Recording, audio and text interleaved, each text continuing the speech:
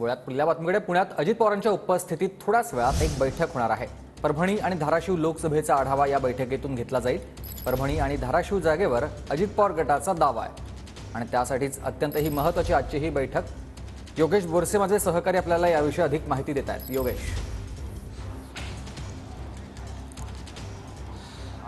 पुण्यात आज अजित पवार गटाची बैठक पार पडणार आहे। पुण्यातल्या या ढोले पाटील रोडवरती बोट क्लब या हॉलमध्ये आज अजित पवार गटाची बैठक पार पडणार। अजित पवार गटाचे सर्व आमदार, त्यासोबत खासदार आणि मंत्री या बैठकीला उपस्थित असणार आहे।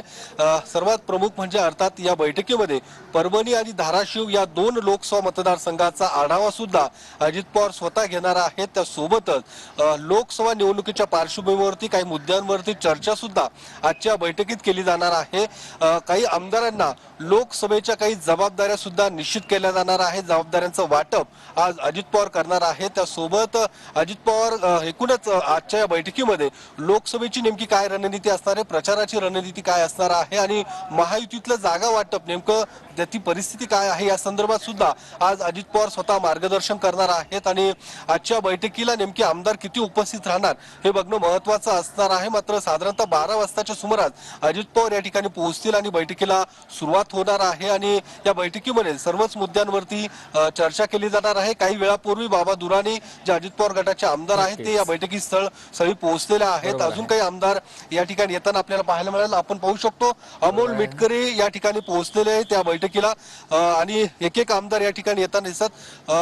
अमोल मिटकरी पोहोचलेले आहेत। काय आजची बैठक पार पडते, काय नेमकं बैठकीचे मुद्दे नेमकी काय कॉमन बैठक काय बैठक काय असणार आगामी लोकसभेच्या अनुषंगाने राष्ट्रवादी काँग्रेस पक्षाचे फ्रंटलचे सर्व प्रमुख आदरणीय राष्ट्राध्यक्ष अजितदादा यांच्या नेतृत्वामध्ये सर्व दोन्ही सभागृहातले आमदार यांच्यामध्ये एक महत्त्वपूर्ण बैठक आता ठरते आहे।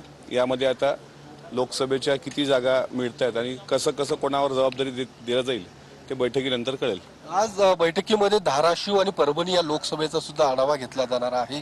काय नेमकं या दोन्ही मतदारसंघावरती आपण दावा करणार आहे अजित पवार गट? नाही, 7ही मतदारसंघावर दावा अजूनही कायम आहे, पण ज्या ज्या ठिकाणी तिन्ही पक्षाची समन्वय साधून कुठं म्हणजे आपल्याला दुसरी जागा लढता येईल का असे म्हणजे जे काही शिरूर आहे, रायगड आहे, बारामती आहे, धाराशिव आहे, परभणी आहे, त्याच्यानंतर माढा पण आता माढाचा तिढा सुटलाय बहुतेक आणि नाशिक आहे। गडचिरोलीचं अशोक नेते असं जाहीर झालंय भाजपकडून। साताराच्या बदल्यात शिर्डीची जागा तुम्ही मागणार आहे भाजपकडे असं काय? नाही, ते आता वरच्या वरिष्ठ नेत्यांना कोर कमिटी म्हणलं ते माहीत असावं, मला त्याबद्दल माहिती